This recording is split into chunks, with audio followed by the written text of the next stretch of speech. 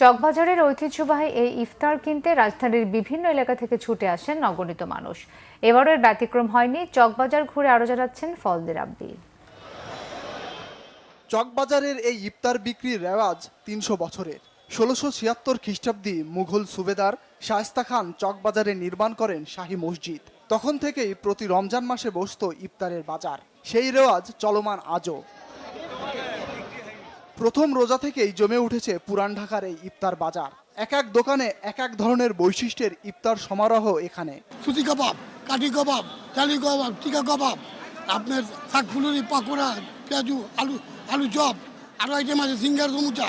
১২ পদের ১২ আইটেমের সঙ্গে ১২ ধরনের মশলা মিশিয়ে তৈরি বড় বাপের পোলাই খাই বিক্রি হচ্ছে প্রতি কেজি ৮০০ টাকায়।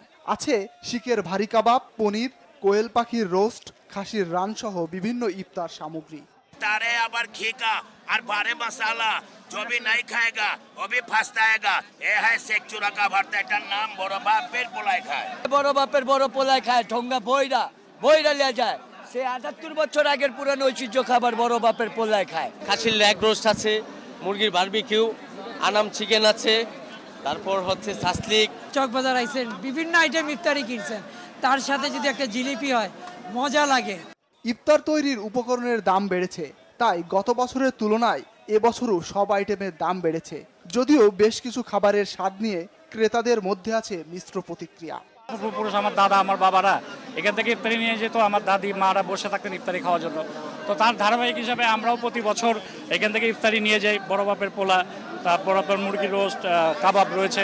এটা আপনি একবার ট্রাই করে দেখতে পারেন, এটা খাইতে পারেন, এটা সমস্যা নেই। এটা আর আমরা প্রত্যেক বছর প্রত্যেক দিন আমাদের এটা লাগবেই। এখান থেকে যে ইফতারিটা নিয়ে মুখে স্বাদটা বেশি লাগে, ইন্টারেস্টটা বেশি লাগে। অনেক দূর থেকে এসেছি ট্রাই করার জন্য, প্রত্যেক বছরই ট্রাই করে থাকি। আর স্বাদ যদি বলি আলহামদুলিল্লাহ। যদি আপনি মিনিমাইজ করেন, এটার টেস্ট বলতে ফলাফল শূন্য, নো টেস্ট, জাস্ট নামে চলতেছে। রকমারি ইফতারের ঐতিহ্যবাহী এই আয়োজনে গর্বিত পুরান ঢাকার মানুষ। ফজলে রাব্বি, বাংলা ভিশন, ঢাকা।